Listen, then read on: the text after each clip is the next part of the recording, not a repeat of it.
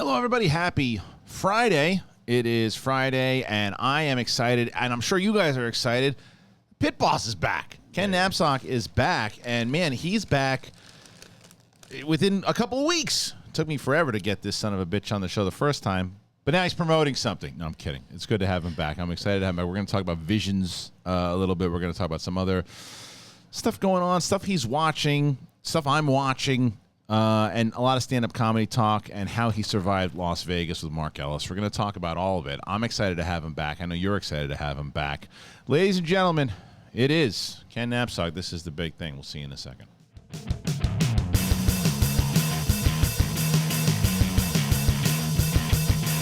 Welcome back, ladies and gentlemen, to Big Thing. Kristian Harloff here. And look at this guy. Look. Just like that. I got you addicted, huh? You're not lying. I'm here to promote something. But also, you gave me these caramel shrimp. Are they ridiculous or what? So, yeah, dude, they sent me that for the purge thing. I had Steph and Brett on them the other day. What are they? Beaver Nuggets? Is that what they're called? I mean, it's not something... Call them beaver balls. I don't care. They're so good. It's not something that right away you think, okay, but I was slamming down those things watching Visions. Whew, good stuff. How you doing, bud? I'm good, man. Good to be here. It's good to be back. So it's so funny because I know that, and we call it like it is, you and I. Like when it was SEN Live, it was like, I don't know if I want to have a conversation, have you interrupted by a robot. That was how you felt. $50. Yeah. And I got why you did it, by the way. I get why. Yeah. It's a business model. Yeah. Right? But also hot at the time. But interactive. It works on Twitch. It does. Yeah. It works on Twitch and interactive for fans who want to get involved. I think it's very. But what you and I do, it doesn't work. So that's why I knew I had to give you a taste last time because you had to. Yeah. Okay. You had to take a look and say, all right. Well, it's just me and my buddy talking shit. Yeah. And then you gave me that. And I gave you the beer. That's how I'm going to have you coming back. I'm supposed to be eating better, but caramel flavored shrimp. Can't is do great. it. I got a fucking bowl of oatmeal and Beaver Nuggets. That's how I lost weight. How's that weight loss thing going? It's great for them. You're not doing it? I mean, I just said go crazy. I'm in it, but because I want to continue to lose weight. Yeah. But for I'm those also people who don't know, it's the Good People Association, which is Ken, Mark, and Josh McCook's show. They're doing a weight loss. Yeah, with Ikaika Shively, our tech kid, he's like 92. I'm 114. Yeah. Long story short, I've been in my own. I have a full gym in my house, and I've been eating better and everything. So I lost about 12 pounds prior to it. How much did you gain back in Vegas? Not a lot, because you do a lot of walking, and Grace and I maintain most of our vegan veggie kind of. Did Grace go with you? Yeah. That's great. Yeah, we had a big crew that kind of went, but the drinking gets you, right? I mean, come on. I had a rum and Coke in my hand every hour of the day. Not diet? Rum and diet, yeah. Rum and diet. So but I like the taste. I like that. I probably have more chemicals than me. I can clean a carb. 100%. That's the only reason I'll tell you what, though, this Diet Coke thing, like I drank Diet Coke like my dad does, right? I remember, But my wife got me hooked on the sparkling water, never went back. See, Grace got me hooked on Zevia, which is... Yeah, I know what it is. Yeah. And that's good. I don't like the sparkling water. She loves it. I can't make the full transition. But yeah, and everyone used to poke fun of the Croy stuff, but... got me away from that because you're like me. It's. I was addicted to that. The bubbles. Yeah. It's the bubbles. It's the bubbles. Did you try the bubbly? You tried bubbly? That brand? Going with the Michael Bublé as the ad. I'm going to try it. It's good. Okay. It's really... Oh, what do you got? Like a cran raz or a raz? The one that I like. I like the blackberry myself. Ooh, I like and them. Cherry. There's too many. I remember you slammed the cherry. You used to slam the cherry LaCroix. Oh, you'd give me the cherry LaCroix. Yeah. But these are LaCroix now. Nah, not so much. Nah, I can't do it. No, bubbly. You know, good stuff. They're first through the breach, but now we have advancements in bubble technology. It's delicious, this bubbly stuff. Anyway, we're not talking about bubbly the whole entire time. Even though I touched on it a little bit with Steph and Brett, and I did my own review of it. You and I briefly talked about it when you came in, Visions. Yeah. Star Wars Visions. This episode, but I think when this episode airs, I'll have seen them all. I've only seen the first 4 at the time of the recording. At the time. We kind of broke it up on Force Center. Really enjoying it. I am... I'm not a huge, I'm not knowledgeable in anime and that kind of stuff, and even the Kurosawa films. Is it anime? I've been calling it anime. I think you're probably definitely right. Let's ask Andres Cabrera, Emma Fife, those folks.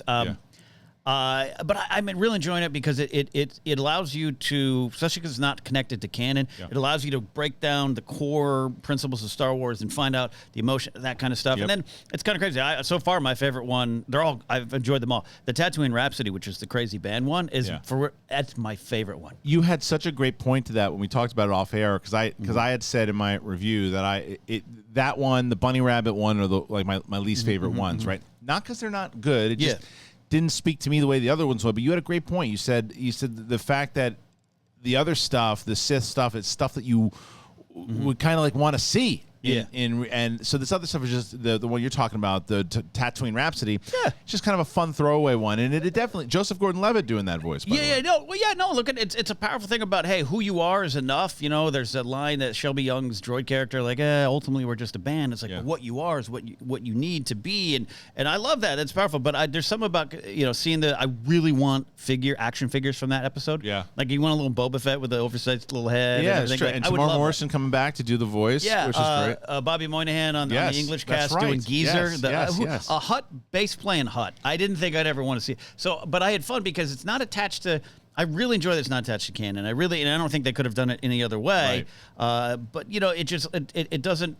I'm not asking those questions of what does it mean to the big story. I'm just like, okay, it's Star Wars on a different. So it's so funny because that's exactly why I had my initial. I don't know if I'm going to watch this because it wasn't tied in.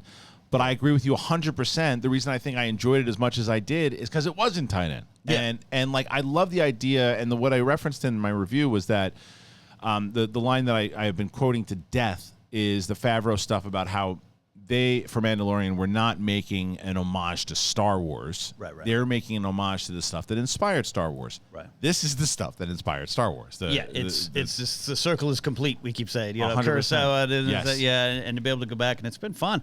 Yeah, and it's like, I don't know how much I'll revisit them, unless we can. Like, I really want to see. I know the Ronin novel is going to continue kind of that Ronin story, which was really interesting to me.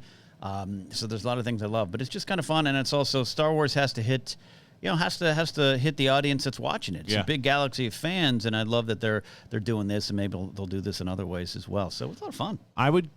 I feel the same. I wouldn't go back and watch it again. Not like it's just if I'm working out, I want to put on Solo. I'm not necessarily going to put on Visions, but yeah. But I would watch season 2. Okay, but that's the thing. So it's like with the Twins episode, with with Alison Brie, and I forget who does Neil Patrick Harris. Yeah, yes, and on the American Voice cast. Like if I don't know if I'll watch Twins again, but Twins 2, I'll be like, I want to find out. Right. So that's what I am interested in. Right. Like if all of because they do set up a lot of what happens next in a lot of these, but they don't revisit them. It's like kind of one and done. Nobody comes back. There were a couple of those stories. The Tatooine Rhapsody was one. The other one was Tobin. It's basically Pinocchio with a droid is what it is, right? Right. And then there's the Bunny Rabbit one. Those are the three ones. We'll see. Those are the three that I was like, I could deal without. Style, and like I said, I can't wait to finish them. I unfortunately just time. I could only watch the first 4 at the time of this recording, so I'm excited to see and because I didn't know what to expect, and Force Center, we're gonna review them, we're gonna dig into them, but so it's never a chore, but it's just kind of like, okay, let's see what we got, and I was moved by them more than I thought. Yeah. Anyway, so that's on. So at the time this comes out on Friday, it'll be up on Disney Plus. So if you have a chance to check it out. I would say for people who are not anime fans, give it a shot because I'm certainly not an anime or anime. I'm not a fan. Anime. I'm not an anime. I'm not someone who watches a lot of it. I just don't. But I really enjoyed the stories and the emotion inside a lot of these characters, and there was some fun stuff. The Sith mythology and the Jedi mythology is very clear and present. A lot of kyber crystals in this series. That Ronin episode was great. That one. Yeah, you ain't seen nothing yet. I ain't seen nothing yet, kid. Speaking of Vegas, did you think? So what was the expectations going to Vegas, just to hang out, or did you think you might get up? I thought it might get up. Ellis was doing he did 9 shows or something out there at Brad Garrett's Comedy Club. And so there was a chance of, hey, maybe I can get you a little stage time. Right. And he warned me. He goes, look, it'll be short, and 2, you'll probably bomb because it's a weird crowd. And I was like, great, let's figure this out. And unfortunately, because COVID, they took some precautions.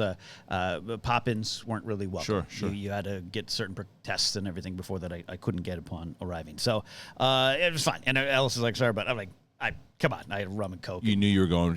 It was like going to Vegas. You're prepared to gamble. You're either gonna lose at the table. You might win it. I love Vegas, and it was Grace, Christian Ruvalcaba, Brian Perez, Laura's girlfriend, Jennifer Murrow, Roger Craig Smith, and Ellis. It was a weird all-star, different people who don't normally hang out. So how is that set up? Is that set up where it's like, hey, Ellis is going to be performing. We all want to take a Vegas trip together? Yeah, well, literally, he told a bunch of people. At one point, there was he's like, I think I got 30 people going to show up, and I was like, okay, great. He's like, so we'll have little pockets, little bubbles, and at the end of the day, it was us, losers like, we got time. Right. Let's do it. Let's just do it. Which we actually don't. You vacation. It's amazing how vacation. Well, you work triple time to cover because you're pre-taping shows and then you come back and you're behind, but you don't focus. Oh, you don't got to tell me, dude. If I do it, commiserate. Yes, if I do a digital match, here from my place, if I do a digital match, it sets me back like 2 days. Yeah.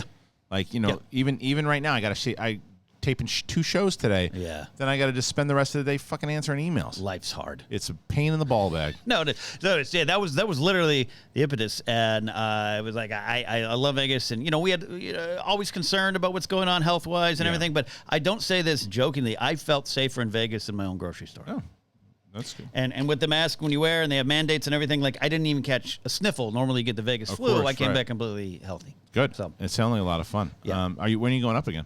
Gosh, I'm trying to get back up. I'm trying to, like you are, I'm trying to get more regular. I don't want to just rely on old Uncle Mark booking me on shows. Right. But I'm going to be doing one of the nights in New York with you, and then I think. When are you doing, Thursday? Thursday. You're not doing Friday also? I might pop in, but there's a lot. When Ellis is in New York, there's a lot of people who are like, oh great, hey, I'm out here. You're out here, so it's like I'm not going to hog the stadium, but I'll be there, and there's a chance I'll get up. But then I think Ellis and I sometimes I have to confirm with them, so I don't want to overspeak. I think I'm going to San Francisco with them, and I think I'm going to DC with them. And I'm trying to get some other stuff around here, just back in the rhythm, and get in there. And I did that. I did a show with Daniel Bridge-Gadd. He came out from Arizona and put me on. It was at the Ha, and that's why I was texting you. Yeah. It was like, man, I felt like I was back because it was 16 people who did not like any of us. Yes. And at 10 o'clock on a Tuesday. And I was like, work on that one. Oh, that's right. You got to work. Yeah, we're back, baby. Hey, Schmodown fans going, I remember you in a match. Was there a Schmodown fan? No. Oh. Well, there was one person, but you know what I mean?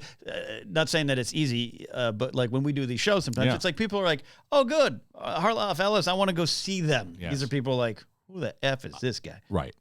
So this is not that. Well, look, we never had the benefit of that back in the day. We didn't. We did not. And that's so I never had that benefit. I used it. Yeah. So the first time I ever felt it was when I got back on stage 2 years ago in New York, right? It was just kind of a surprise thing. We didn't bill it that I was going to be on there, and the crowd was very nice to me. When I showed up, they were very nice, and it put me at ease for any nerves that I had over 10 years not being on stage. I needed that when I started co-hosting. When Ellis would bring Makuga and I on, and I just needed to get back in and feel like it's okay to do it. But I know you.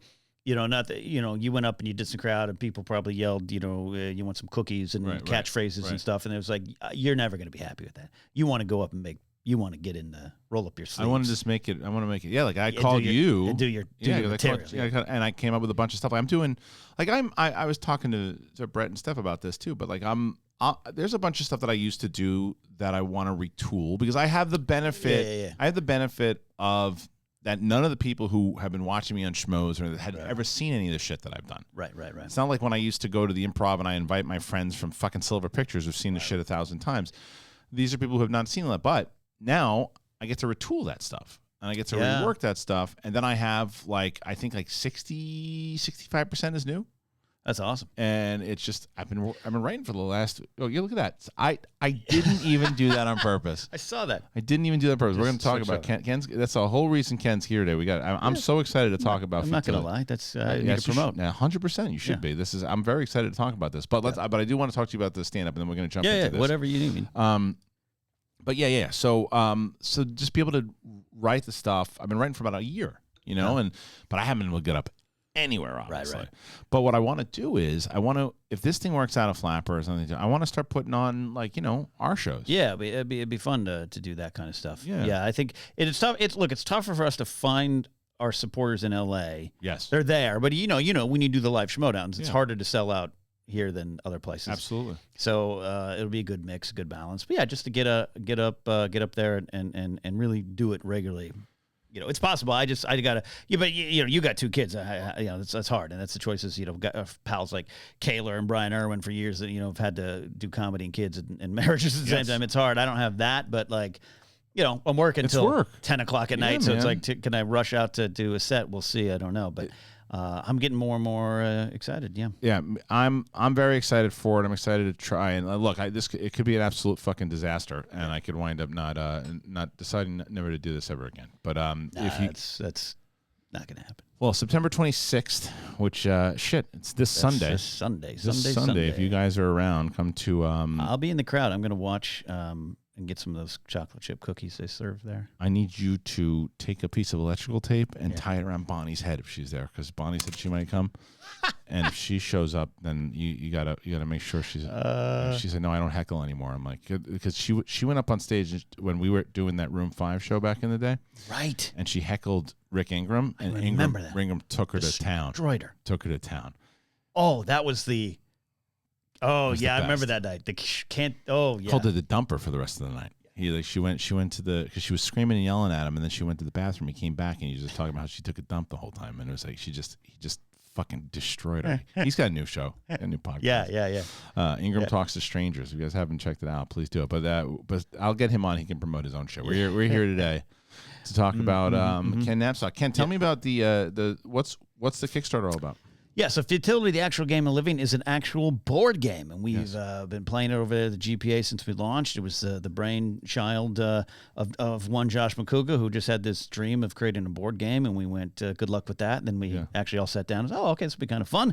And it's take like those raunchy card games and mash it with a classic Friday night family board game. You pull cards, and it gives you, it's what goes on in your life and your rewards or what you're hit with based on that. So it's kind of a simple concept. The rules are like 1 page, which is key.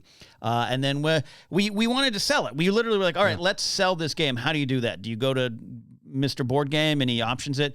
And we discovered, talking to a lot of people we know, Jeff Canada, Brittany Wallach, who's over there at Critical Role and everything, the way to do it, it's Kickstarter, crowdfund. Yep. Skybound does that. Yep. And Hasbro, that's what they do. It's like pre-selling. Yeah. They know the audience. What we see with Hasbro with the bigger Star Wars ones, like the Jabba and the Razor's Crest. So once we got over that weird, I think we're so old school sometimes, our generation, where you forget like, Wait, crowdfunding, like, that's legit? That's legit? And it's like, yeah, Hasbro, Parker Brothers, they do it.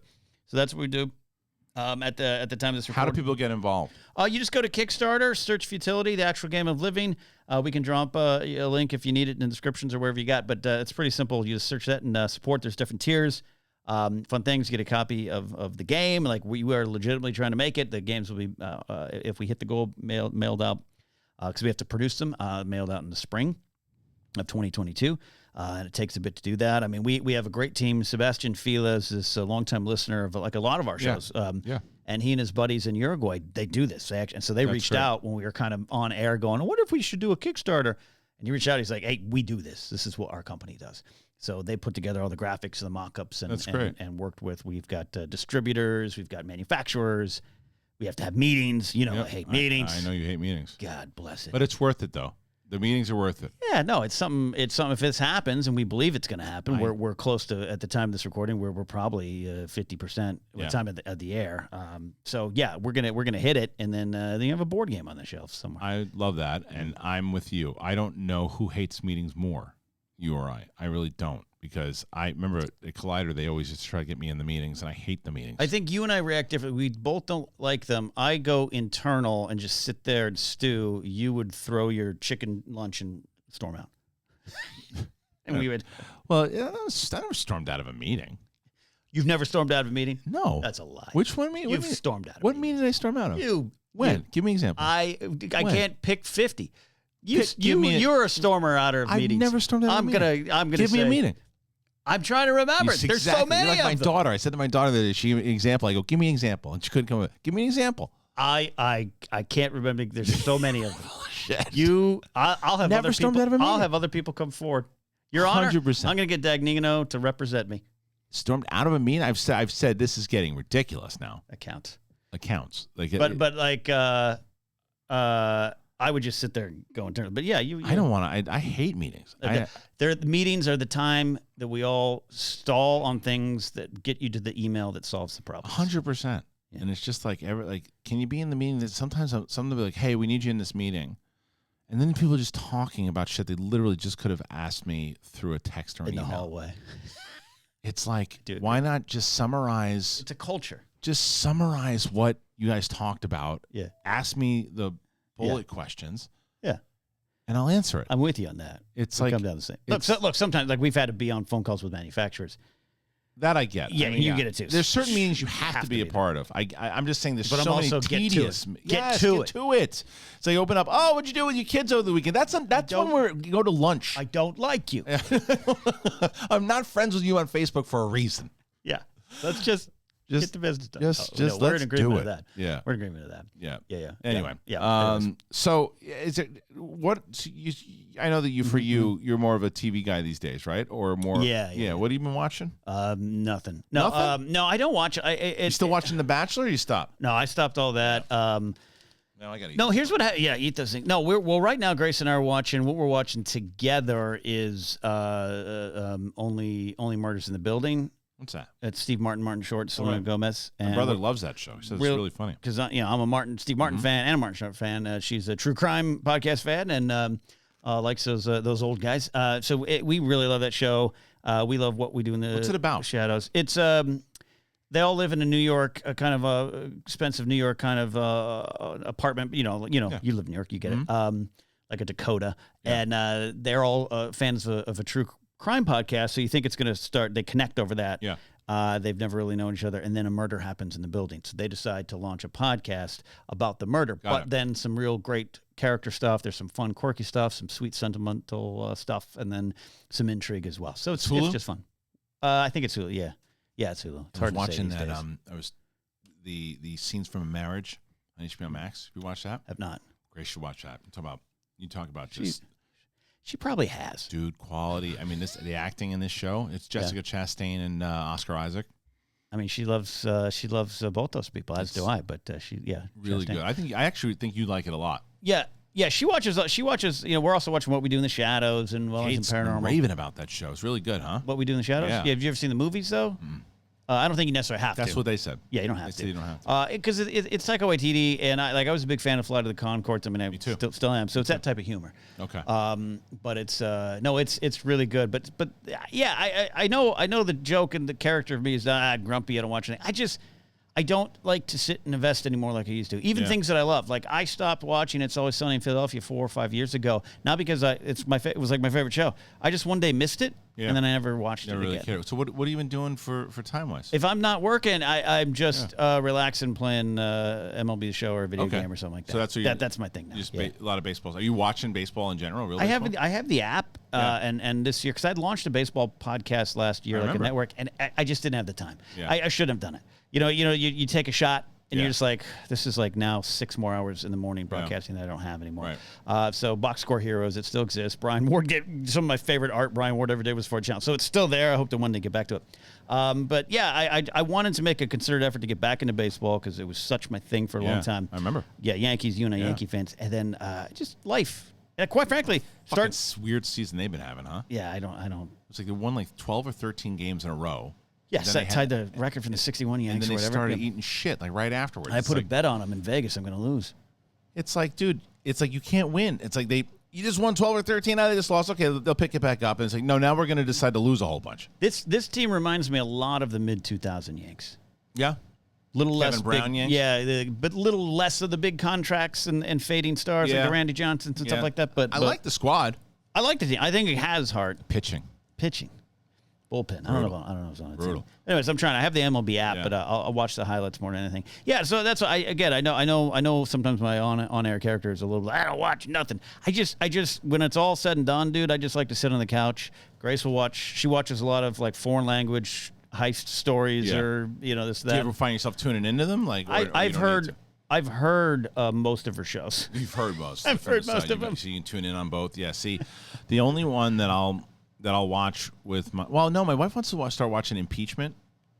Oh, is that that's the Lewinsky? Yeah. Because I think it's the Ryan same. Murphy, yeah, same ones who did OJ and all that stuff too. So that's why I'm intrigued on it. Because even this morning she said, well, maybe we don't need to watch it because we know the story. I'm like, yeah, but we knew the OJ story. Yeah. And I'm like, and then there's also details that we don't know. Yeah. And also, I'm very curious of how they're going to portray certain people. How they're going to portray Clinton. How they're going to portray her. Like, I'm actually really intrigued for it. I think Grace is going to watch. That OJ series is like the Ryan Murphy ones are one of her favorite things.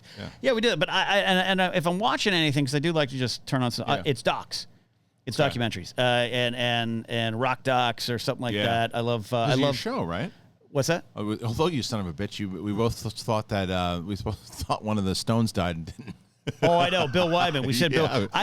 Brian Jones was the one who died in the '60s. Yes. Sorry, Bill Wyman. We both were, because when you said it, I was like, I think he's right. I don't know. But yeah, it's like one of them died. Brian Jones did. That's yeah, right. I thought. Yeah, did you text me later? I was like, now everyone on the internet's going to tag us, but they didn't. They didn't. Yeah, rock docs and stuff. Apparently it's only half of it's on ESPN Plus, which I subscribe to. Is the Mets? 30 for 30. Have you started that? The first 2 episodes. You started the first 2. Yeah. And it's really good. Yeah, because that's even though I'm a big Yankee fan, that's one of my favorite teams of all time. Yeah, and Gary Carter's my favorite player. Okay. And it's really good. I'm so familiar with it. You're probably so familiar with it. There wasn't anything you didn't know? Not much I didn't know. Just a little more scandal, a little more in depth. Because I've read Jeff Pearlman's book, The Bad Guys One's one of my favorite baseball books of all time. Yeah. And Pearlman's a talking head in it.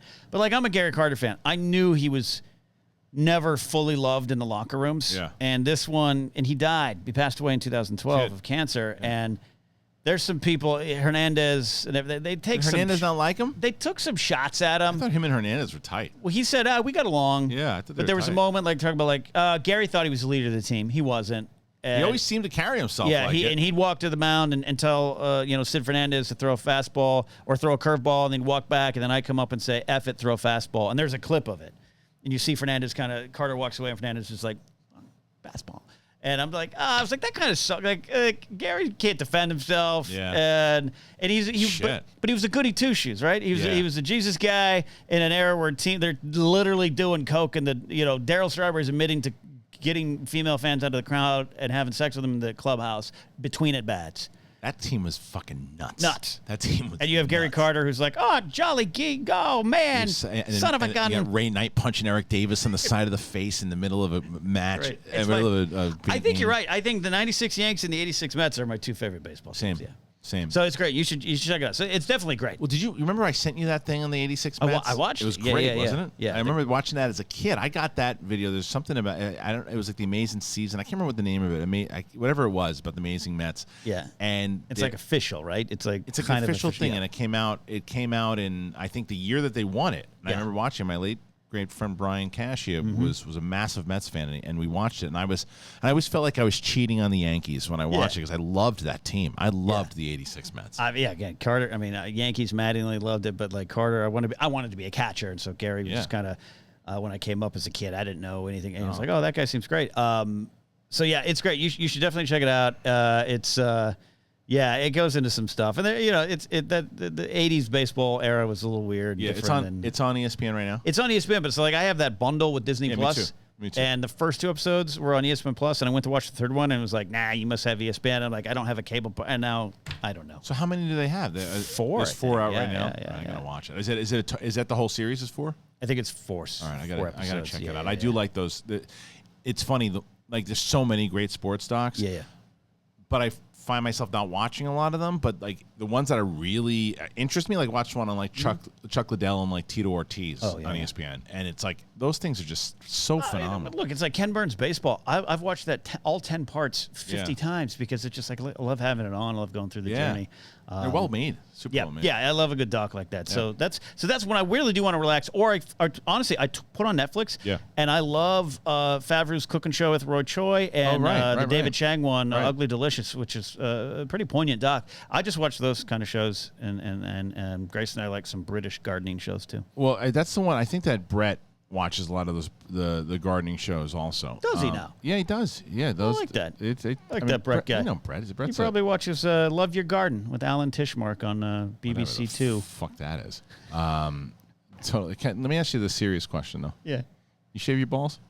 Oh, man, all the time. Do you? And I got to tell you something. Yes. I know you're going to an ad. Yes. Last time I was here, you gave me one of these. Oh, I gave it to you. That's right. I gave you the Manscaped. Yeah. Use it every day. It's the best. All over. It is the best. Entire football field is trim. Is this the first time you used one, by the way? First time, from the 1 yard line to the 1 yard line on the other side. Was I lying to you? Head to toe. I was not lying to you. Let me tell you something. It's got that fucking Terminator light that comes in. Yeah, and you got the one I'm talking about right now. Yeah, and I got the one with the ears. I go into the pit apart carcoon and clean that jungle out. Dude, the nose whacker, the nose in the ear, and that sound that it makes, it's like doing its job. See, I gave Ken one last time he was here, and I'm so glad. I totally forgot that I did, and I've converted him. And so all you guys, the support for this show, the big thing, it's brought to you by Manscaped. They are the best in below the waist. They are the grooming champions of the world. It is Manscaped. Manscaped offers precision engineer tools for your family jewels. Manscaped just launched their 4th generation trimmer. That's the one Ken's talking about. It's the Lawnmower 4.0. The 4.0, you got to join over the 2 million men worldwide who trust Manscaped. Put the pit boss in that crew, because there's an exclusive offer for you guys. If you want 20% off and free worldwide shipping, use that code BIGTHING. But you got to go to manscaped.com. Now, if you can imagine shaving with a sleek, well-designed and optimized trimmer that makes shaving time your favorite time in the bathroom, that is the 4.0. Myself, Ken Napzok, we are some of the first people to try the new 4.0, and obviously after listening to Ken, we're both blown away by the performance. The craftsmanship and the details on the 4.0, they are next level. Before this, what were you shaving with, like a fucking machete? For 24 years with just a razor blade, yeah. Can't do it. Never again. Yeah. Never again. The razor blade doesn't have an infrared light on it. and how much has it improved your household? It's great because like I said, I love their copy, but below the waist, but above the waist too. Everything. I don't want to be Tom Selleck, so I trim that down. It's no joke. Yeah, and it doesn't hurt. No, it doesn't hurt. You can get hurt with other razors, not with Manscaped. Ain't gonna happen. Manscaped engineered the ultimate groin and body trimmer by focusing on intelligent functionality and incredible, comfortable grooming experience. Yeah. Their 4th generation trimmer features a cutting-edge ceramic blade to reduce grooming accidents thanks to their advanced skin-safe technology. I have no problem going in there and spending, and it's addicting. It's addicting. Oh, it's a daily thing now. It's the best. You got more copy? Just a little bit. The Lawnmower 4.0 even allows you to customize the trim through additional guard lengths. It's got, 1 through 4 there, 1 through 4, the blades. But if you want to get 20% off and free shipping, use that code BIGTHING at manscaped.com. That's 20% off with free shipping at manscaped.com. Use that code BIGTHING. Unlock your confidence and always use the right tools for the job. Yes. Manscaped. So I'll give you an exclusive story. So I literally been Manscaped, man groom, whatever, for 25 plus years. Yes. Started doing that. Early on in Grace's relationship, we didn't live together. I was heading over, so I was doing some, let's clean up the house. Yeah. And I had the razor. She said you got to clean up your tools. Well, it's already pretty clean, but so I had the old traditional, fixed safety razor, and I was doing some work downtown, and I made a turn wrong. Oh man! And it was bleeding, and we weren't early enough. It was early enough in the relationship. I wasn't comfortable to be like, something's gone wrong. Yeah. So I went over there with a wad of toilet paper and duct tape to like one of my inside thighs. And just try to pass it off as normal. Right. She's like, you want to go upstairs? I'm like, I do not. No. What's wrong with me? Nothing at all. Looks like a Hallmark store got hit. It's like Al Capone knocked over a Hallmark store down in my pants right now. I don't want to do that. So if I had the Manscaped Lawnmower 4.0, you would not have had that. Would have had a much better story that day. But it wouldn't have led you to realize that you needed something new. Yeah, that's right. Because, I remember when I gave it to you, it was like a Christmas present. Well, you were walking out, and we were walking out, and you were like, you want one of these? And I'm like, of course I want free stuff. And I was like, I thought to myself, I already do this. Yeah. Yeah, I haven't put it down. I'm telling you, it's the best. Yeah. So we could make a whole fucking podcast on the Manscaped 4.0. I'm telling you guys, and I said this the other day, even if you don't just try it for yourselves, do it to keep this show for us, because every time they come out with a new one, a 5.0, a 6.0, I don't ever want to lose Manscaped as a sponsor, because they are the best. Right. Them and Native. We lost Native because you guys weren't getting Native. Native is so good. What's Native? I don't know Native. Oh, my God. Native, the deodorant? Oh, no, I don't know that. Dude, so they're not even a sponsor right now, but I'll talk about them. Native is, and I use Native all the time. So Native is I can't use. I never use the natural deodorants because I smell like an alley cat. Oh right? yeah. After a while, I can't do it. My wife was like, "You can't use that aluminum shit." She's like, "It's bad for you. It causes all this stuff. You can't do it." Yeah. And I'm like, "I have to because I stink if I don't fucking do it." Yeah, the trade-off is socially unacceptable. Yes. Yeah. So Native came on as a sponsor and smells like candy. I wanted to eat the fucking thing, right? And then it's wonderful, and it's got body wash and all. I'm game. I know they're not a sponsor. I'm gonna. You don't have like a box of it outside, do you? I do. I don't have a box outside, but what I want them back. And listen, I'm telling you guys, I'm gonna try to get Native back. Okay. And then when I get them back, use the fucking codes. Yeah. Get these guys on. Like the Native is the best. Because the aluminum thing, like I've heard it for years, and I just like at this point, like do what you're going to do to me. But I used to feel the same. Yeah. I used to feel the same. It's very similar to the Diet Coke sparkling water conversation we just had. It was the same exact thing. I was like, we're an advancing aged gentleman. You know, we got to be concerned about this. Is what we get excited to talk about these days. Is fucking deodorant, ball trimming, and sparkling water. That's the name. That should be the name of this episode. Do it. But that's the thing. That's life, man. Oh, I get excited about it. I'd rather talk about that than a lot of other shit. I'll tell you that. Yeah, that's because I've already picked up some of my dad's traits, and you know, Ellis McCoog, even Grace makes fun of me all the time. If just I got to stop myself from doing the Kristian. You know, I took Sepulveda down here. It was 3 minutes quicker, but I get it now.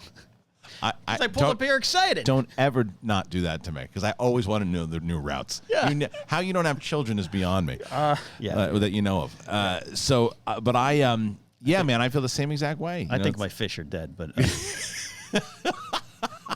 I don't know why. I don't know why I thought about this story. It has nothing to do with what you just said, except for the fact of fish. I have a pug now, but I had the classic pug of Taz. He was the original. He was Tazzy. The OG.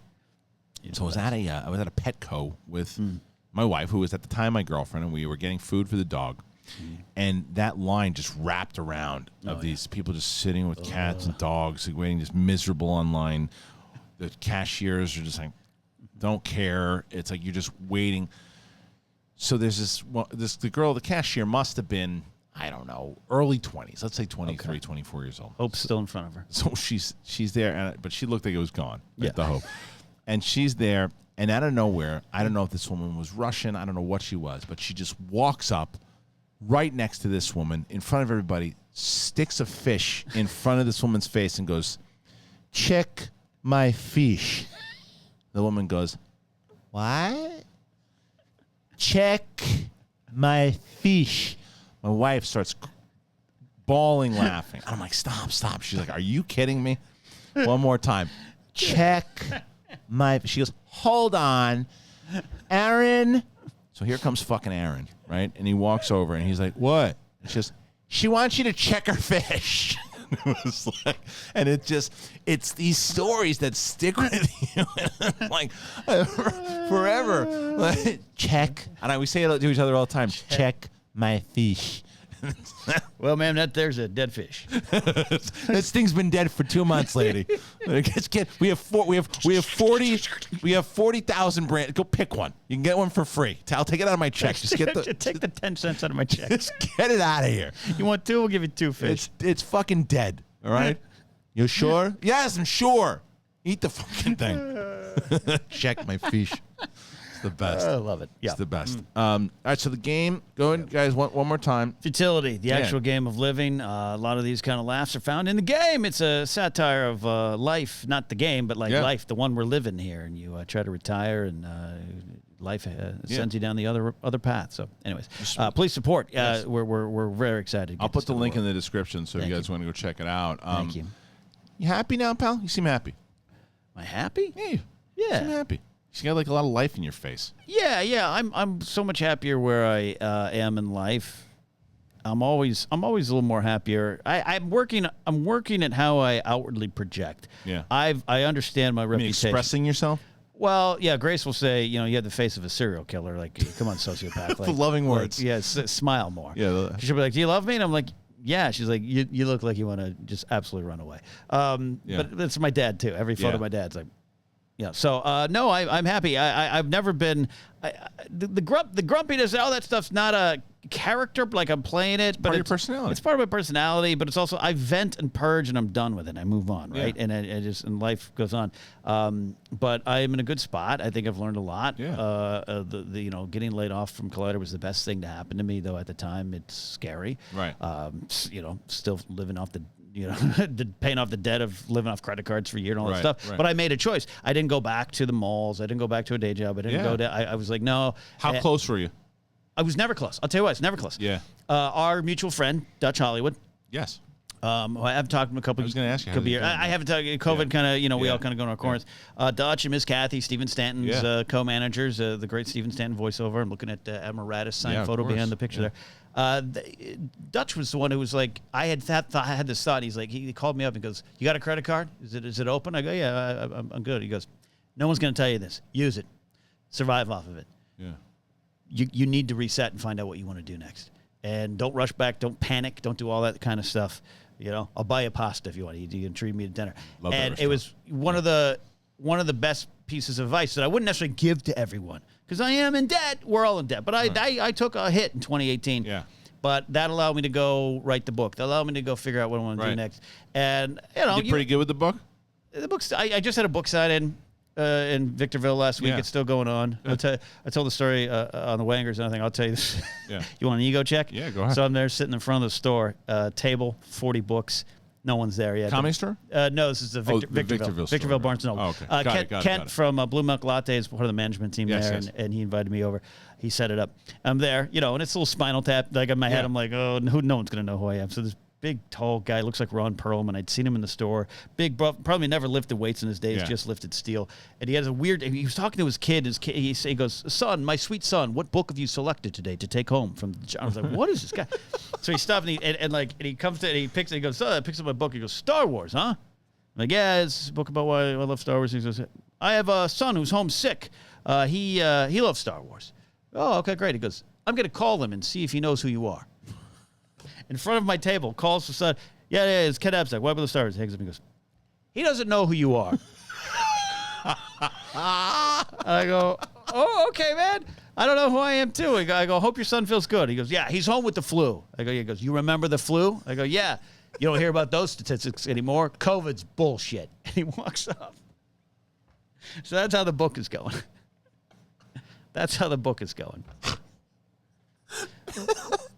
We had a great time, and I got to meet new people, and it was a lot of fun up there at the Victorville Barnes & Noble. So right. Oh, that sounds fun, though. Yeah, book's going good. But anyways, you talk about happy. I learned a lot and learned how to kind of survive and do my own thing and learn a lot of, we all got to face stuff about ourselves and mistakes we made. And you and I talked about this on your other show, too. It's like, it's easy to look back on why things didn't work out and blame others, but there's maybe truth and stuff, but you always got to start with yourself. It's always that cliche thing, too, right? It's always that, like, and I've said it a million times over, it's easier said than done, but like, you can't judge the past if you don't know what the future looks like. Yeah. Because, like, even the shittiest thing that happened to you in your life that you think is the worst thing that happened to you, it could turn out to not necessarily be the best thing because it's still that pain that comes with it, associated with it, but it starts to pave the way for the best thing in your life. Yeah. Right? Like, there's shit that happened to me, like, when in, like, 2004, shit that I thought, like, oh, man, like, this is it, I'm done. I mean, shit, like, even shit that happened when my brother passed away and how that led me to be, I've been pretty open about it. Like, like, it led to me, like, we fucking joke about it all the time, and I've talked about it on this show, and so bring it up again. I've been learning about myself and bringing more open. The whole shit with the Galaxy's Edge, that whole shit went down because I was fucking angry. I kept my brother's passing in me for a year, and I brought it to work every day. Right. And I let it explode on the fucking air when it's like, stay home, motherfucker, take time, breathe, think about it. But all that stuff, it also allows you, when something like that happens, that you say, okay, look, either keep going down that path, keep being angry fuck and get yourself into more trouble, or look at it and say, now don't do that again. Turn it around. Yeah. And now take it in the other direction. And it's the same thing you're talking about. Like you look at Collider, you get fired from Collider, and you go, oh, you could go, well, fuck this, I'm going back, I'm doing that. But instead, you decide to go another route. Yeah, I find out, I work alone better, which is a struggle that I had to go through. And you work with me. I'm not easy to work with. When in the past I probably was. I was pretty easy to work with in like my old job, and I very popular. And I was a boss for a long time, and that means half the people are gonna hate you anyways. But I've learned a lot about what I like and what I want to do, and so it's a struggle. And there's some months I don't hide the fact I don't need anyone to send me a basket of food, but there's some months I don't know how next month's going to get covered. But guess what? I'd rather be doing that than the mindless drone job that I had, which at times was fun and everything. But like you knew me during that time, and it was like this isn't what it wasn't what I was supposed to do. And I'm still trying to find the next thing. And I'm getting back, I launched that show, Pop Rockin' Radio on Mixcloud. I'm doing, trying to do more music work and everything. And I'm always going to try it. I'm always going to do things and see where it goes. But I'm just happier taking these big swings and it's hard work. Just makes you feel better though too. And I think that for you anyway, I mean, I'm curious if it's going to be the same for me, is that with stand up back in your life, it's probably you get those frustrations that are, you get to, even though it might not necessarily be what you're talking about, but it's still what's in there is coming out. Yeah, just what you're trying to communicate. Yeah. No, and something I feel oddly more complete. Yeah. You and I talked about it a little bit last time, but it's like we didn't get into the 2012 when things started to explode a little bit more with podcasting schmoes and everything. You guys have been doing it for a couple of years, to be clear. But like we all of a sudden were like, oh, this is great, let's try this. And then it became how we lived. Right. And it's still how I live. Force Center still pays most of my bills. Right. And guess what? Happy to do it. The other day I was kind of complaining. I was at home. I was like, God, I have so much to do today. And Grace was like, what? I was like, I got to do Star Wars news. I got to watch Clone Wars. I got to watch Visions. And it's like, well, that's pretty cool. Yeah. Let me shut up. Let me shut up. I get it. But it's still an investment. It's still time. And it's still work. And your mental health, work is work. Yes. But with the stand-up and everything, I feel a little bit more connected to why I moved to L.A., which is also about performing and writing and getting out there more too. Yeah. So, but it's all secular. You've touched on it too. I wouldn't be more where I am on stage, which is more comfortable, if I hadn't developed a little bit more chops over the years doing live shows, podcasts, schmodowns, this and that. And you never know. I would say right before the pandemic really hit, 2020, I got in a car accident. My car was totaled. Whoa, how bad? I was luckily okay. Insurance totaled the car. They gave me a little payoff. Guess what? That's how I survived the first couple months of the pandemic when all my work dried up. And I don't need a car accident every time. Please give me something else better. But like at that particular day in that moment when I'm freaking out in the tow truck show and I'm like, my life's ruined. That day kept me afloat through 2020. That's what I mean. That's what I mean. You can't judge a bad situation and think that this is the end, because you don't know what situations are going to present themselves because of certain things, right? The focus determines the reality. 100%. And like you were saying with stand up, I'm so curious. That's one of the main reasons this keeps me kind of feel like the force kind of pulling me towards it, right? Because it's I'm so curious that because I do this all the time, and because like what you just said, you felt yourself get stronger. Yeah. Because all comedians, a lot of them, especially if you like Star Wars, you always equate it to the force. How strong are you in the force? When you're not doing it, the comedians is like it's like you shut yourself off from the force. Absolutely. I can tell you right now, I feel like I've been more, since I've been writing again, and since I've been back thinking about jokes and putting them together, I feel like I've been quicker when I'm talking. I feel like when I'm listening to people, I can make situations better than I did. I remember like I'd be on shows with whether it was Ellis or whoever it was back in the day when I was just focused on movie reviews and everything too, and I wasn't writing jokes. And I remember thinking, I would have capitalized on that moment in the past, and I didn't. I've had conversations with people who've come on board. Yeah. Come on board after, 2012, 2015, quite frankly, after 2015. Yeah. Guest hosts, pundits, and everything. And to be frank, I've had conversations. They're like, hey, who's some of your favorite comics? I'm like, I'll tell you, I used to love watching Harloff back in the day. And they didn't mean it disrespectfully. They'd be like, really? I'm like, yeah, I know he's just busy reviewing movies right now, but he was on the Comedy Store wall. Yeah. And week in, week out, he was one of my favorite ones to watch. Also, Kaler and all the people we knew. But I know what you mean. Not saying that you and I haven't been funny or Ellis hasn't been funny on the shows. But sometimes we would have some inside jokes or laughing and giggling on Jedi Council, and some of the comments would be like, too funny. Right. Get serious. Right. And so you felt like you had, and it's broadcasting. There's different styles of communication. So I think you're connecting back to who you were in that regard. You've always been, but now your engine's running.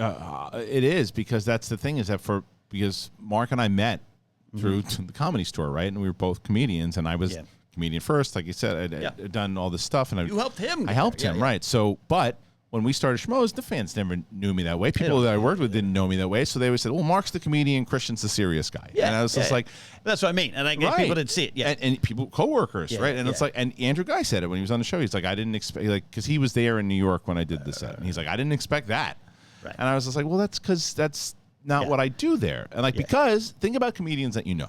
How many comedians like are always on? Like Ellis is not always on, like on camera. How you guys know him? Yeah, he's on. But like when you're talking to Ellis can be like, that's a good. You know.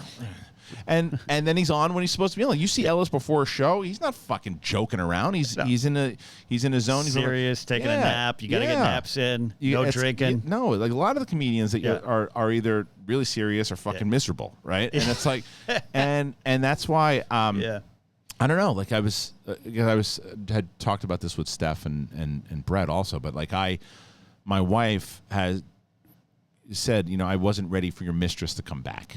Yeah, you know what I mean. Like, because it was always like my girlfriend. My other, like it was that relationship. Like sometimes, oh man, when the sex was good, it was good. Oh, yeah. But fucking A, when it was bad, it was bad. You know. Yeah. And it was like it just had. I've always had this thing with stand up. I remember. So when I was at Silver, I had stopped for before I went to Silver for about a year. And then I jumped back. And that's when I picked up with you. That's when you picked up, like 2004, actually. And then Franco had me come back in. I started, so from like 2004 to like 2008, I was like moving. And then I think what the positive and the negative of finding Schmoes was that it just replaced stand-up for me, which I told my wife the other day, and I guess I'm being a little more honest than I maybe should be on air, but like, it's like I think I made a fucking mistake of leaving it. I think I made a mistake. Like, especially not capitalizing on it in 2013, 2014. But it will go back to you. It's back to you. I know. You get to turn around. Unless it goes horribly wrong on Sunday night. Look, it won't. I can say with confidence, you're gonna even if the crowd's like, your material will be to a point where you're like, that was a good shot. We'll go forward with it. I know you enough. I trust what you do as a comic. Yeah, no, I know what you mean. We all make those choices, but again, you can't look back, but also it's fine to move forward and also just acknowledge it. Yeah, you'll be all right. I just wonder if I feel like a fighter who's like, I got one more fight in me there, Mick, and then it's like first round, it's like, nah, maybe my endurance wasn't up for it. But you don't know. But it's also why you're doing it. When I jumped back in, I think 2014, 2015, I think it was when Ellis got me at La Jolla. Yeah, it wasn't a great set, and it scared me, and. I was probably not going back for the right reasons. Now I think I'm back for the right, and those reasons aren't to be a regular, get a special, 100%. And everything. It's just like I need to find myself on stage, which so far is so good. I'm gonna stop internalizing it a little bit more. Even Ellis said that the other night. He's like, you're unflappable. You never. I never see you panicked unless it's about stand-up. That's like, you're right. Right. I got to get over that. So that's kind of my finishing out the year that way. But I know what you mean. I'd look back and go, why did I? Because I remember the moment, the first real time, and I quit. Jody Miller came up to me and she goes, hey, I need a host for my student show next week. And I went, oh, I'm quitting comedy. She went, oh, okay, that's too bad. Walked on, because that's what life does. Yeah. Life doesn't go, baby. Come back, please. We need you. Okay, great. Right. Walk off. Yeah, we're all replaceable. Yeah. And I stuck with it for a year in 2007, which I wish I didn't. But, here we are. Who knows? Who knows what's going to. But I definitely feel the same way that you do. I'm up there because I have some fun stuff I want to talk about. Yeah. I have some things I want to see if it works. I want to get back to that feeling of saying, okay, I said it that way. If I would have said it that way, it would have worked better. So I'll try that again this way. Yeah. And the old stuff. Yeah, maneuver and say like, okay, well that was a brand new joke, and that rush of trying something brand new. Yeah. And then saying, okay, well that worked in my head, but maybe it didn't work the same way I wanted it to. Why? Is it just a bad joke? Or did I say it differently? Yeah, did I find the and word? try to say it next time. There ain't nothing like finding a new joke or a tagline, Yeah. or when you're on stage and you just gotta say something and you're like, ooh. I always say it's that final putt on a golf course where you've had a bad round, but you hit that and you're like, oh, I gotta go back. I gotta go back. That's exactly right. I have one that I'm doing on Sunday that's brand new. Yeah. That I fucking love, but it's and you've been here before, right? It's a joke that you love, and then it's like if it works, you're like, well, fuck. Is that the one you called me about? I poor bastard. I probably called you for not the one I just called you about the other day. Yeah, no, I can't. That one I can't do. But like, yeah, you probably can't do that one. But I switched that one up. But the one at the it was one that I came up with that I said I know this fucking goes, and if it works, I'm like but if it doesn't, it's like oh man, they don't like my kid. You know what I mean? That's how it feels like. Look, I got this one. I'm gonna bring it back, but I tried a big old bit about going to the batting cages, and I have it all done, and it didn't go well, and so you have that instinct where you're like, well, you kick it out of the plane. It didn't work, and it's like it could be just one word. Could be your energy. That's exactly right. Yeah, something, and my struggle is I start to collapse in, and so I need to push energy out, and that's where I'm focusing on those little fundamentals. Yeah. And also, there's this other thing. Just go be funny. That's it. Just go be funny. Just be funny and like have fun.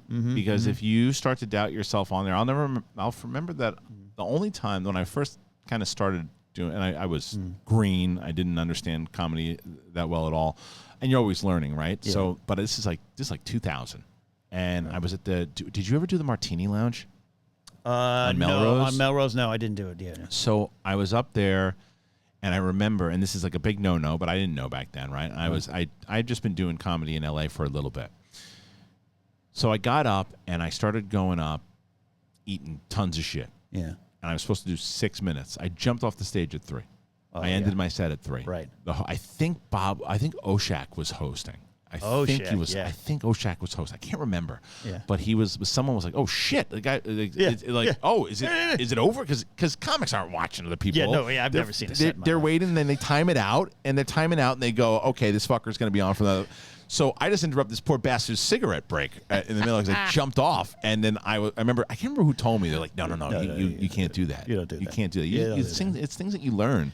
Yeah, trust me, as a host of regular Room 5, that would happen. I'd be, downstairs tinking into the urinal. Or you said I got 6 minutes, and if some asshole jumps off at 2, you're like, dude, do you want the time or you don't want the time? Or going, Claire, where's my pizza? Jody, where's my pizza? Right. Oh, the pizza there was so good. That fucking place is Room closed. 5, it's closed. It's a different place now. That room. I don't know what. I wonder if you can still. I wonder if you can do. Because Acme's not even next door to it, right? It's not. They shut that down too. But I wonder if that room is still It's open. a great spot. I know. I wonder if it's open. I'm telling you, man, I want to find a spot where we can do at least a monthly thing. Monthly's probably. Let's be honest. Realistic. We're real busy. Yeah, a monthly thing because then you can reorganize it and then because the beauty of that room is you packed it with 40 people, so you can pack a room with 40 people. It's when you start trying to pack it with 100, 200 people. Yeah. Punch your weight until you totally. Need to go I don't know why I just thought about this, but speaking of just packed rooms, and I remember doing. I was just in Irvine over the weekend, and the last time I'd been in Irvine was when I did the Irvine Improv. Oh wow! Yeah. Great room. I've never been there. Oh, it's a fucking great room. Did that one, yeah. But it was just in Irvine at the Pumpkin Patch. This is not something you do. 2006 Harloff just rolled over in his grave. No, he's done. He's done.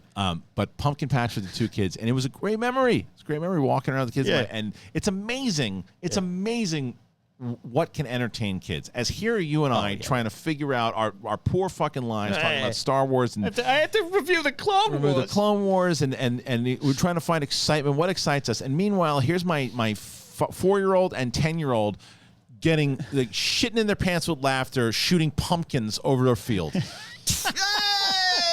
The pumpkin goes. Look at the pumpkins, and it's like the beauty of being a kid of just shooting fucking pumpkins.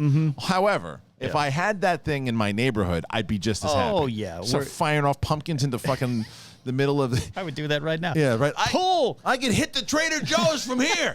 It's like fucking 14 blocks away. Yeah. Hey, when I worked at the movie theater, there's an empty lot that's not like a Walmart, and we would go out there with a golf club and a bag of balls, and we'd see who could hit the theater. That's right.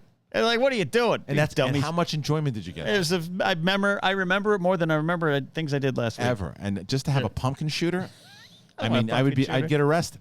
I'd get arrested. Oh, yeah, you're launching it over the 405 freeway. Let's see if we can beat traffic. Let's see if we can hit it. See if we can clear it over the 6 trucks. That's the thing. What you have is kind of what you need sometimes to, and and it's not just materialistic stuff. I think sometimes you feel you don't focus. It's a Jedi. It all comes back to Star Wars stuff. Never your mind on where you are and what you're doing. That one speaks to me a lot. 100%. Speaking of Star Wars, by the way, I've been doing these rewatches. Have you guys done rewatches on? We've done. We're right now our big series on Fridays. We do the Clone Wars report. We're just going through every arc. Oh shit! So we review them by arc. Yeah. But we've done some of the movies. Yeah. So we started in like time. So the release order. Or not release order. No. Canon order. Canon order. Storyline. Okay. Because that's right. You did episode 1. We started with episode 1. We went through. We did Solo. We just finished Rogue One. So we're coming up to today we'll be dropping episode 4. We'll be dropping New Hope. I love that Rogue One, man. Yeah, Rogue One. I love it too. Yeah, it has we were just talking about, unfortunately, the other day about why it's generally the most loved of the new era. Why? The reasons why, and there's many reasons why. Yeah. Well, because when you and I, I don't know, we saw Solo together, but like Rogue One, when I saw that one, I liked it a lot. As time has gone on, I think especially paired with Mandalorian and watching New Hope, that it certainly has that tone. Of like those shows, right? Like, and I said this the other day. I don't feel that there is a wrong tone for Star Wars, right? Like some people say, well, and I probably was guilty of this as well. The prequels aren't the same tone; it's the wrong tone. Well, it's not the wrong. That's tone. It's the tone for the prequels. Yeah, it's not the wrong tone for the 7-year-old that saw that, and that's how they identify with Star Wars. Yeah. The new era of Star Wars, that tone, it's not the wrong tone if that's how you identify with Star Wars. It's just how I identified with Star Wars was the OT and Rogue One and Mandalorian. I think that's why I love Mandalorian as much as I do. But I don't know. There's just something about that movie now, and and remember how much I didn't like the music. And I've since. And my friend Jen is friends with Michael, and I haven't met him yet. But I said if I finally meet him at one of his little parties, I'm going to apologize. Same, because Rogue One's one of my. Your father would be proud is one of my favorite pieces of Star Wars. It's great. Music. I still am not on board with the when Krennic shows up to Mustafar. Not on board with that piece. But I know what you mean. Considering that Giacchino had 2 weeks to score. 2 or 3 weeks to score with John Williams over his shoulder going, hey, do this, do that. Yeah. That's tough. That was tough. So. But I've since come around, and I was pretty vocal on how much I didn't like it, and I actually really hearing it this time around. But revisiting, watching episode 4, I'm pretty pumped about it. So. No, I know what you mean, because especially episode 4, it's one of the ones that you've probably seen the most as you growing up. Empire for me now, but that factors like Jedi or something. Like I watched that more as a kid. And so it's easy. I find New Hope it's easy to overlook. Where you're just like, I get it. Episode 4, right? And then you go back and re-engage with everything that's there. It's wonderful. Yeah. Do you have? We got a couple more minutes here. Do you have? I'm not rushed. I was checking my phone because Grace wants to see what I want at Target, which is pretty sexy text. What do you get? It's too much. It's too much. We shop at Target all the time. Is that where you get all your stuff? A lot of groceries and stuff there. I shop at. Well, I shouldn't say I. My wife shops at every fucking store in Los Angeles. It's like you name it. Yeah. I'm texting her. You talk about your dad. Like do you have Truebill? Truebill? Yeah. Dude, Truebill changed your life. We have Truvia. No. Truebill will give you a breakdown of all the shit that you spend and everything too, all your everything. And I do it, and it's like I am my dad. Oh shit! I spent $200 less this week than I did last week. Pretty exciting. I have amazing. I have a Google sheet of what's going out, which I didn't know. I probably why I was in some trouble I've been in the past. But it's weird when you start counting ducats. Well, having kids and groceries all the time. If I told you how much I spent on groceries, I have to wake you up. But I got to believe it because I know what I spent on me, Grace, and a dog, and I can't imagine. It's nuts. It's nuts for around the shit that we get. It's like, we're running out of apples. We need organic apples. Get the apples going. Gotta get apples. We need it. And I get, when I'm thirsty, it's like suddenly the house has 59 Zevia bottles, cans, everything around, and it's like I have no food. Yeah. No, it's always the same. We got an air fryer, and that changed our life. So there you go. Boring conversation, 101. I love it.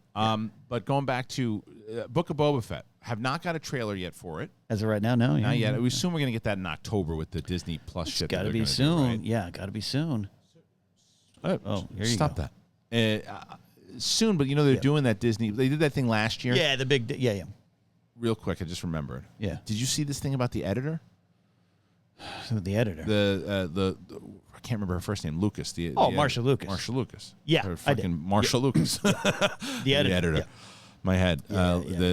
George's ex-wife. Yeah, I did. And so she, who was instrumental in George doing everything. We only have A New Hope because of her. Some people think that it's because of Marcia Lewis, the editor, that we, because of all the stuff that she's done with George before, while they were together, and they think that when they split up, that they were worried that Star Wars was going to take a hit because of it. Yeah. And some people say maybe it did. And she was essentially erased from Lucasfilm history. Yes. Yeah. So Marcia Lucas said along the lines of that she loves Kathleen Kennedy, thinks she's a great woman. And Frank Marshall. And Frank. So thinks that they're great, but doesn't think that she gets Star Wars, doesn't understand that J.J. Abrams gets Star Wars. You and I are going to have very different, I think, opinions on this overall. But it was very interesting that she decided to say this now.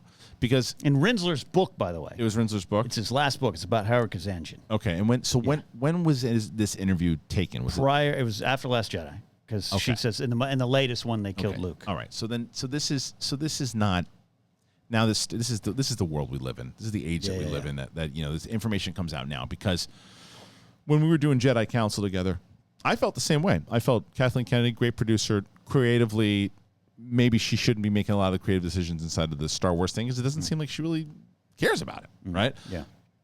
But then it seems that she did exactly that as a producer, and I always get like, why if you can shit on her for choices she made in Last Jedi and things that happened in Solo with the directors, and if you can do all that, how do you not also give her credit for Mandalorian? But they're like, well, it's all Favreau and Filoni. She is calling the shots. Yeah. Now, I think also, rightfully so. She goes, I'm stepping back. Yeah. What do you guys need from me? Favreau said as much in the gallery thing. He said she's a great producer. We need stuff. She gets it. We have ideas that we need, and she's able to execute. That's what a producer does. Yeah. So when Marcia Lucas is talking about how this back then at that time probably accurate. Now I don't know if it's as accurate, because I think she's stepping back. I don't think she's trying to get as involved. Yeah, I mean, I think you can't speak enough of Marcia Lucas's accomplishments as an editor, working with Scorsese as well and everything, and Coppola and everything. So you're correctly giving her all the credit in the world. I don't even think it's an opinion. She said, I think it's a half-baked idea of what she thought. Her criticism was they killed Han Solo for no purpose. They had a purpose, whether you agree with it or not. Yeah, right. And I just fundamentally disagree with the tone there. And it reeked a little bit of, I love Kathy. She stole my macaroni salad from the break room at 83. And this idea that JJ was running into the meeting late with coffee and notes, goes, I don't know, let's kill Han. Like, it was just like, what do you... I agree with that. What do you, like... I agree. You and I could come to a disagreement, but like I think you at least acknowledge they made a choice. I don't agree with the choice. Her comment was more, why would they do that? Why would they do that? And it's like, I agree with that. I can talk to you for a long time why they do it, but also, and it also reeked of a little bit of not out of the game, but just like you're not in those trenches either, too. And it's and I could talk all day. Anytime I hear someone go, well, what if they had done this? I'm always like, yeah, that's a great idea. Right. But they didn't do that. Right. They did this. So what does that idea speak to you about? Right. And it just, and I feel bad too, because it's Rinsler's last book. The guy passes away of cancer, pancreatic cancer. Yeah.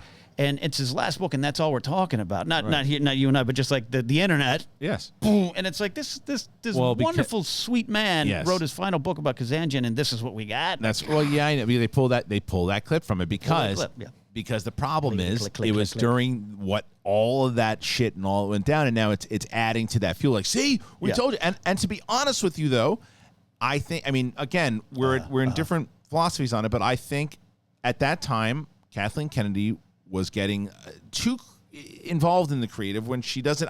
I don't personally believe that she loves Star Wars. She doesn't have to. Right. Doesn't have to. But as a producer, I think she's stepped back and she's now making the moves. I think she's doing a great job with Mandalorian, and I think it's not fair for people to judge her. Look, there was so much pressure. I think people don't underestimate the Iger factor. And I'm actually a fan of Bob Iger. Yes. But like a lot of the Lord Miller stuff, I believe, was his kind of hire those boys. And plus the release date. All that stuff. Yeah. And then you got a producer on set, maybe, complete rumors of hiding Kathleen's notes from Lord Miller, all this kind of stuff you hear. And it's like, what is she going to do? At some point, she's going to do it. And there's so pressures to relaunch this franchise. Yep. But I think you're right. I think that's where I get a little upset. Is fine if you don't agree, but it's like engage with the story, see what the story's there for you, and also like we're not in those meetings, man, and everything she did, and also let's not forget. I don't think it's a direct comparison to MCU, but it's like that didn't get off to the greatest start right away. Right. Iron Man leads to Iron Man 2, and this and that, and they figured stuff out. You got to let them figure it out, and we're here for the long game. And Mando is great, and I've talked about this before with you. If you truly, I know you don't love the sequels, that much. You don't have to, because now you have Mandalorian, now you have Book of Boba Fett. What a great time! And I don't need to take that away from you. Yeah. Right. No, and we can stuff our faces with the corner of the salad bar we like, or the Beaver Nuggets. Take another one, will you? They're really good. But anyways, and I want to be clear, like I don't mean this disrespectful to Marcia Lucas. Plus, I respect that Marcia Lucas was just like, say it, tell it. Beep, beep, it sucks. Like that's ballsy too. Yeah, she has the right. She's earned it. And also, again, she was. It's not Kathy, but it was like she was written out of Lucasfilm history. Yeah. Post divorce, and that ain't right. Right. Because without her, she doesn't come in to fix it. And I think going back to what you're saying with the Han Solo thing for her, I get the choice, right? But like for her, you also got to realize how attached she was to that character of everything she did in the editing room, and so in her mind, like you said, I don't know. Either way, Larry Kasdan wanted to, and I think it's great purpose to what the Force Awakens specifically is about. The weight of the legacy of the stuff that came before us. It's literally a movie burdened by the history of the franchise, and old and new characters have to deal with what they were, and so it works for Han on a lot of levels. And that's when I'm like to her, I'm like, but you're not engaging on that level. You're just going, they killed Harrison. You're not getting more in depth of why, and there's no. Had she given a reason behind the story choices anyway? But again, it's like, but in this, and then someone will clip this out, and this and that, and this and that. And meanwhile, the spirit of J.W. Rinsler is completely lost in this wonderful book I do want to read about. Howard Kazanjian, who by the way comes in to replace Gary Kurtz after Gary Kurtz was like, Ewoks. F you, George. I'm out of here. So. Well, either way, guys. So lots of stuff that we is so good that we talked about here at Ken Napzok, and we'll probably have to talk some more once he comes back again. But to let you guys know, if you didn't know already, make sure you get the game or go to the Kickstarter, please. Futility, the actual game of living. The link is in the description. Help them hit their goal. What's the overall goal again, Ken? Another one of those beaver balls. Another one of those. $30,000. We'll be able to produce 500 games. That's the Kickstarter goal. We'll have stretch goals to go beyond that. Great. And at the time, we're about 50% funded. Well, there you go. So make sure you do that. Support us. Always a pleasure to see you, my friend. Hey, it's fun. It's been a lot of fun. I know a lot of fans are happy to see us Jim jamming back together. And we'll do it again. Do it again for sure. Yeah. And then Ken, as Ken mentioned earlier today, we are going to be in New York. October 8th is the show with myself and Ellis. Ken will be on that. Hopefully, we'll see. Yeah, October 7th is a Thursday show. 7th is Thursday. Definitely on that. And then I'm around. I'm going to very least be drinking at the bar and in the audience on the 8th. Time on the 8th. Come on. So Ken Napzok will be there on the 8th. And then if you didn't know already, the 9th, Schmodown, Marisol McKee versus Chance Ellison for the title. How great was that title match, by the way? That was great. It was wonderful. So good. Wonderful. And then, by the way, this weekend, ladies and gentlemen, if you're able to, please head on over to Tony Soprano's house. I don't even have the thing. Head on over to the what's happening? Who knows? Flappers on Sunday. It is going to be this Sunday. Flappers, myself, Jamie Costa, Mark Ellis, Justine Marino, among the few, Jake Lewis, among the few people on the show. It's going to be a lot of fun. 9 p.m. You can get tickets. If you go to that link that I think that I have up on my Twitter, you can get 60% off on the tickets. So please go and check it out. I think I'm going to go there. You should definitely. Because I'll be in the crowd. I told Jamie about you, so I want to make sure. No, I appreciate that. Yeah. Jamie and I know each other, and I totally respect his work. We don't know each other to be up on the show. So hopefully I'll get in front of his face. You will. And we will see you guys very, very soon. Thank you. Monday, Mark Ellis will be back.